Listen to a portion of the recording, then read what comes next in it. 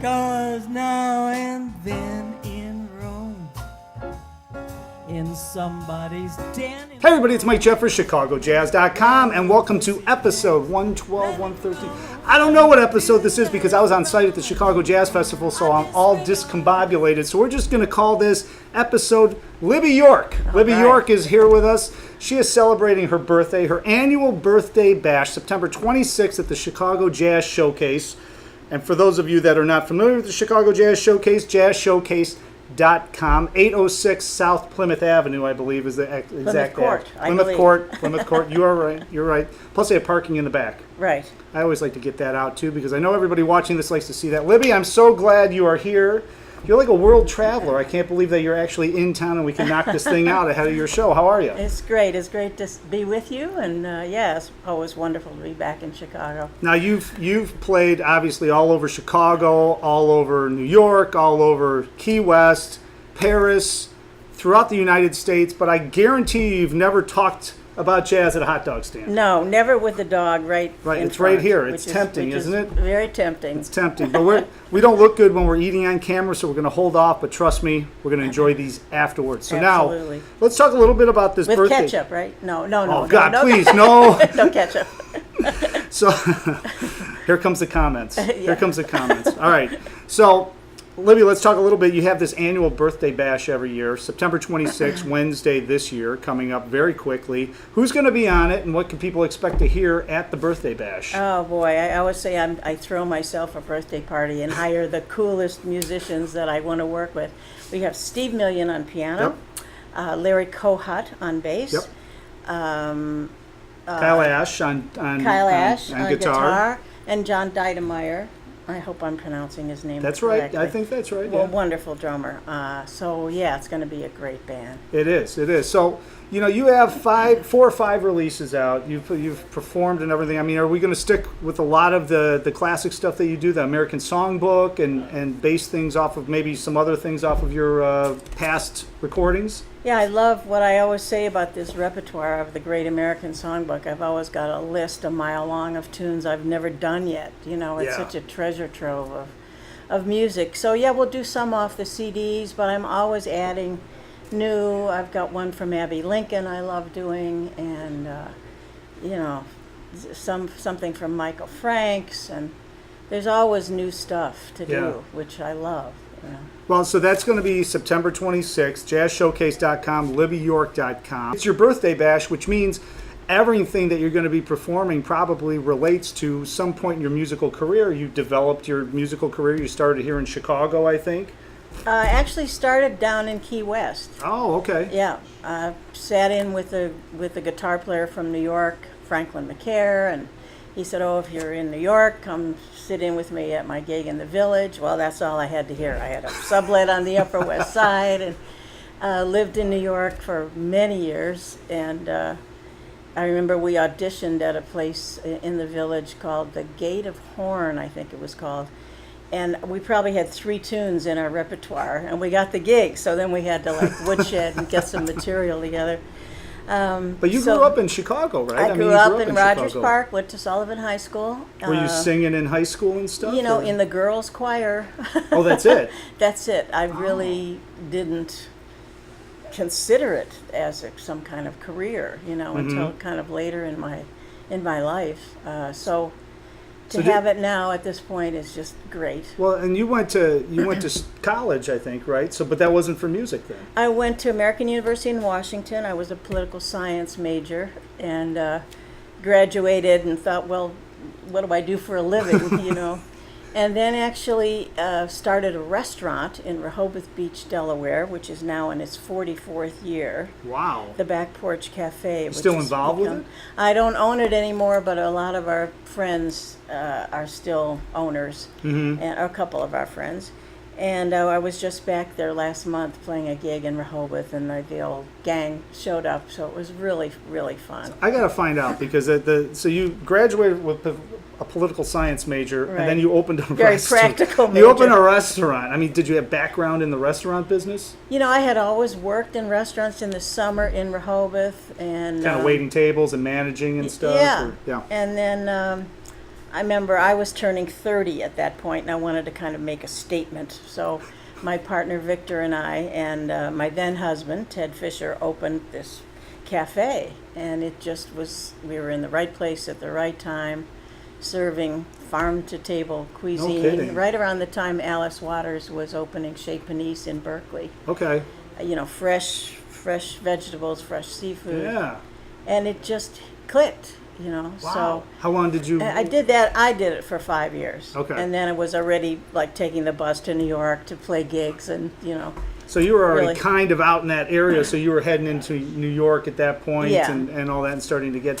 What sparked your interest in jazz? Because if you're singing in the girls' choir in high school and you go for political science, It took me a while to come around to, you know, something that I really love and just don't want to stop doing. did you hear somebody sing? You know, something, or- growing up in Chicago, I had 2 albums that were really important to me. Frank Darone's first album. Okay. I told Joan this, and I got to tell Frank this before he passed, and June Christie. And somehow there was a record store on Morris Avenue near Sullivan where we would go after school, and somehow I got a hold of these 2 records and just played them to death and Yeah. just loved the music, you know. And then little by little you become more knowledgeable about what this repertoire really represents, and it's pretty impressive, you know. What age kind of like were you in your 20s still? Like when you started thinking about singing like jazz, or was it after that? It After was you were doing the after that. restaurant and going to the city and stuff? I started singing professionally at age 35. Wow, So all okay. you late bloomers out there, don't give up. It's No. never too late. No, well, what did you say? You know, I mean, it's you said your birthday date, and it's your birthday date, but I'm not going to say your age because it's Well, up to you know, I'm turning 74 All right, this okay. year. So they say for a long time you kind of hide your age, and then after a while you start bragging about it. So I think I'm in the bragging about it phase. Well, and not only that, but with medical science these days and the way everybody's eating healthy, you could live to be 150 now. So Hey, you know, well, you're just who knows? starting off. I'm starting to get the hang of it, so that's good. So at 35, you started professionally, and you just started playing clubs, right? So you were in New York at that point. Yeah. Is that yeah? Yeah, I started playing gigs, you know, there wasn't really the dynamic of going to school and getting a jazz degree in those days. I learned on the bandstand, which a lot of people did in those days, and it's kind of trial by fire, but you learn fast, you know. Well, a lot of the people that were learning trial by fire then ended up setting up the curriculum at the jazz schools That's and started right, to that's teach right, there. So that's right. they Where are we had to going to learn. work? Right, they had to learn somewhere, right? So you're playing in New York, and your career's building up in New York. Did you move back to Chicago at some point too, or? I kind of moved back here in '94. Okay. And then my partner Greg Sergo, who was around, Great a drummer, lot of great drummer. Chicagoans know him. He passed 4 years ago, so now I'm kind of feeling good, feeling recovered from that, Yeah. and kind of gravitating a little more back to the East Coast. Although I played in California this spring, which was really fun. I'll be going back there in March, so I kind of feel like, okay, I'm still healthy and strong enough to do some traveling, Yeah. and just kind of give it everything I have. Well, and that's the beauty with jazz, right? Because Right. you can continuously get better at it and keep finding new ways to manipulate the music and get better yourself, right? So, I Right. mean, is that something that you're noticing? And obviously with the guys absolutely. you're playing with, too, it doesn't hurt either. So. Oh, it's definitely an evolution. And, you know, I'm not a scat singer, but I love improvising with the phrasing. And I'm having so much fun with that now. And, yeah, I love the idea that you never do a song the same way twice, Yeah, you know. yeah. And being in the moment on the bandstand with those great musicians is just a real joy for me. Let's talk a little bit about we featured Libby about three months ago or so on ChicagoJazz.com with the 10 questions, Chicago Jazz Magazine with the 10 questions, Right. and you talked a little bit about Abbey Lincoln was an influence on you. Yeah, So let's talk definitely. about how you met Abbey Lincoln and that whole scene at that point. Yeah, there was a great workshop down on Great Jones Street in Lower Manhattan. It was what did they call it? New Discoveries of 1982 or whatever it was. And the workshop band was Harold Mayburn, Jamil Nasser, and Frank Gant. So, for Smoking. a beginning singer, smoking. And one of our teachers was Abbey Lincoln. And I remember one of the songs I did was Something Cool that I'll probably do at the showcase on the 26th. And she just taught me a lot. She said, pick a spot in the room where you have someone you're singing that song to, and just focus on that one person you're singing that song to. And I still use that. And we went and hung out at the Vanguard together, and she was just such an inspiration. Was that like a regular class you were taking there? Or yeah, I think it was something like a 8-week workshop, something like that. God, isn't that amazing? I mean, it really was great. Because that's the kind of thing that people would pay thousands of dollars to go to a college and experience now. And I back suppose then. so. Yeah, that would have been typical, and I'm sure it wasn't thousands of dollars. It was a woman named Kobe Narita used to run those. She's still around in New York, and just great experience. Yeah. Well, now you're playing in New York at that point, and you've always had that association with New York. And I watch her calendar, and she's always in New York. Like, I don't know, she's in Key West, New York, Chicago, and you're going to Paris, I think, soon. I'm going to Paris in October. You've got a really great relationship with an internationally world-renowned guitar player, Russell Malone. And I know you've recorded an album with him, or at least you've done two albums with him. So let's talk a little bit about the relationship with him, and how did that whole thing come about? It's interesting. When I recorded my second record, A Sunday in New York, which was with Frank West on tenor sax and Renee Rosnes on piano, I got out of the blue. I got an email from Russell. Libby, you sing like an angel. Don't ever stop. Well, you need that kind of encouragement. And so he just heard it somewhere. He just heard it. I guess on WBGO probably, because they played it. Yeah. And so then when I was recording my next record, Russell was probably my first call. And then Warren Vacher is on that one as well, and Howard Alden. So some great guitar players. And I just saw Russell in New York at 55 Bar, and said, okay, I'm hoping to record again this winter, so I'll be back in touch. So. I love 55 Bar. Yeah. It's so cool. hip, man. Yeah. It's like walking into a place like this in Bridgeport, but there's like a world-renowned band playing in the corner, and you're like, why are you guys here? Yeah. What's happening? Paul Jost was there. Are you familiar with Paul? Yeah, wonderful singer. Yeah. Well, there's all those little nook and cranny places in New York where you find these world-class musicians playing when they're in town. Right. So with Russell, what and I always love to ask vocalists like this. I mean, you have to have the right accompanist, right, to follow you. And a piano to me is a great accompanist, but a guitar, I think you need the right guitarist. Otherwise, it just doesn't work. If it's just you and a guitar player or something. So what do you listen for? What does Russell add to it that helps you as a vocalist just make it all happen? You know what? Number one, he knows the tune, he knows the song, and he knows the lyrics to the song, and he knows what the song is about. It's not just a bunch of changes. And he's just such a masterful accompanist. I think that's number one for me. It's not just something to solo on. The song has a story, right, and a meaning, and an emotion to it, and that to me is important. So he's adding to that because he's on the same wavelength as you, and that to you probably makes the right accompanist no matter what instrument it is. Well, that's true. Yeah, like Russell and I did a quick short version of For All We Know on the Here With You record. To me, it's one of the best things I've recorded. We're on the same wavelength. So. Yeah. Well, and when you're picking selections for these recordings and everything, I mean, is it obviously you're thinking about that, but with the four of them, and let's talk about Memoir because that's the most recent, I think, right? 2014, 15, 14, yeah. So it's been 4 years. So it's time to record another one, right? It's past time. So when you're recording something like that, what's your process as far as thinking about the repertoire that's going to go into that? Yeah. I mean, especially when you have 4 recordings, it's obviously you don't, there's probably themes on each one. So what's your thought process on that Memoir? Yeah, this one I kind of did a few songs that reminded me of stuff my folks listened to.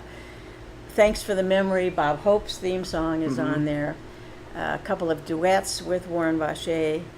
And it's so interesting being the producer and the artist, as you know. It's, you're focusing on the music and you're also watching the clock tick away, because you're paying for it. Right, yeah, it's on the hour. Yeah, and so many interesting choices. I just find it fascinating, and extremely challenging. How to sequence the music properly, and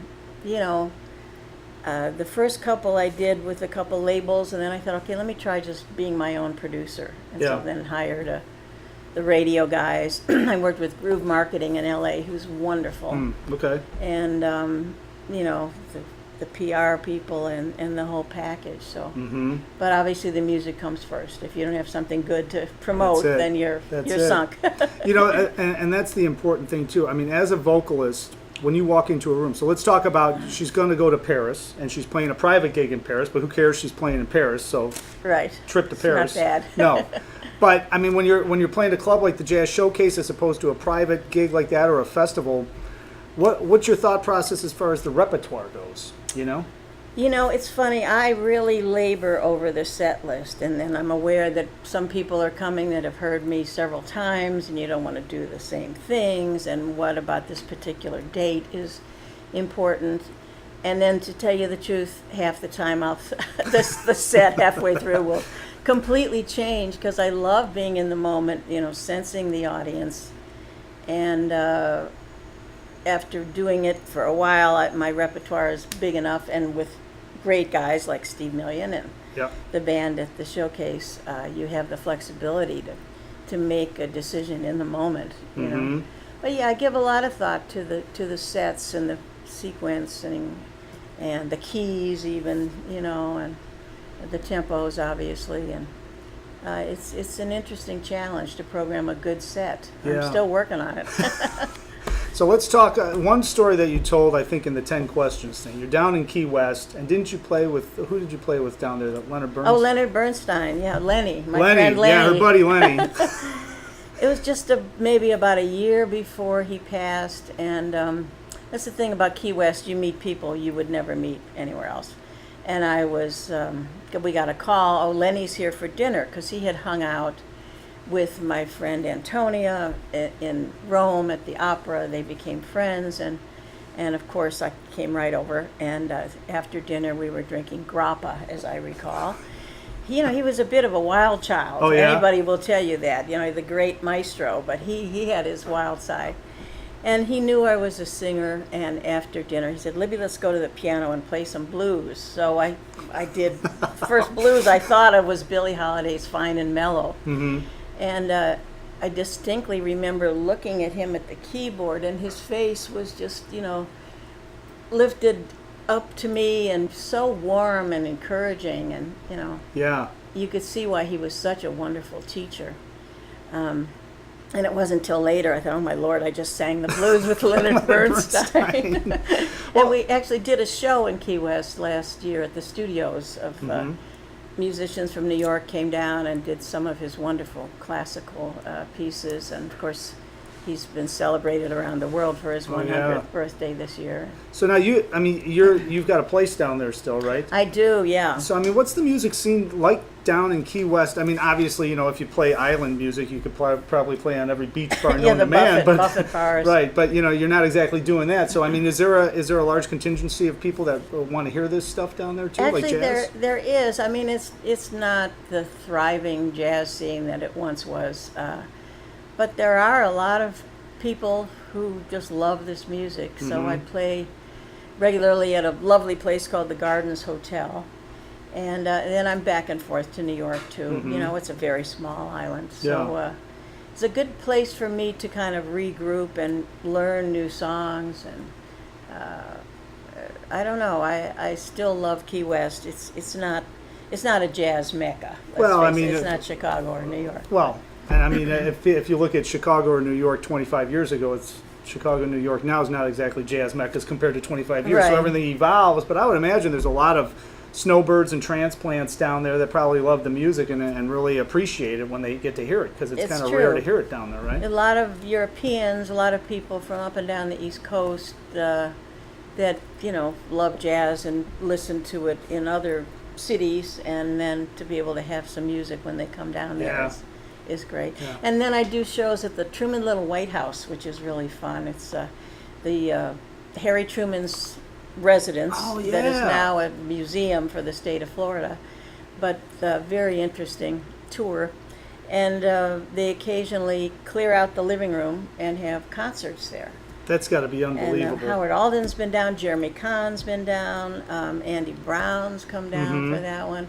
So last year I did it with a real good pianist from L.A., Ted Howe. So that's always kind of a special. That's got to be so wild. I mean, you're in Truman's living room. You're yes, like- it's great. like- The buck stops here. It's Yeah, right on right. the desk, Is right? it? Yeah. oh And my that God. famous photo of him with Lauren Bacall sitting on the piano. It's you know. sitting there. Yep. Wow, man, So that's amazing. yeah, it's interesting. Man, oh man. Well, you're not going to get that at the Jazz Showcase, but you're going to get to see Libby York at the Jazz Showcase. So this is the last time you're going to be playing in Chicago for quite a while, right? Yeah. Because you hit your fall tour and you get the heck out of Dodge and you go to Key West and California and New York and stuff like that, right? Yeah, I'll probably be back to Chicago next summer. Okay.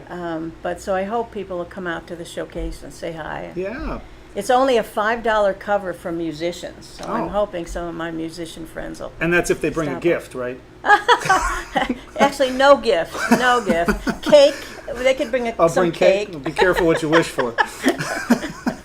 All right, so that's going to happen this Wednesday, September 26th. Libby York's birthday bash at the Jazz Showcase featuring Steve Million, Kyle Ash or Ashy. I can't remember. I'm sorry, Kyle. My fault. Larry Kohut and John Dietemeyer. That's all going to happen 8 p.m. and 10 p.m. shows, I assume. That's it, yep. $5 cover for musicians. I'm assuming it's And $10 students. for everybody Right. else. Not a big deal, and there's parking right in the back. All the information, jazzshowcase.com, LibbyYork.com. She has 4 releases, and you can get them all there. Plus, she's got some really cool reviews, and you've got some different things on the website, a lot of past photos and stuff, so it's kind of a Yeah. cool place to just kind of check you out anytime, right? Yeah, we Jazz Corner does the website, and we keep it current, so Yeah. it's a good connection point. Yeah, exactly. All right, so next time you're back in town, we're going to have you back. We'll be talking about this brand new CD that you just Oh, put yeah. together with a 40-person orchestra. It's going to be unbelievable. No, I'm Let's just- hope. So, Libby, I'm so glad you made it down here. September 26th, Wednesday night. I'll probably be over there. I know you'll be there. This is going to be happening. I really appreciate you coming on the show. Love to see you, Mike. Thank Excellent. All right, and of course, if Libby doesn't see you next Wednesday night or in Paris or in New York or in California or Key West, hopefully she will see you somewhere. And if I don't see you somewhere soon, hopefully both of us will see you somewhere out on the scene.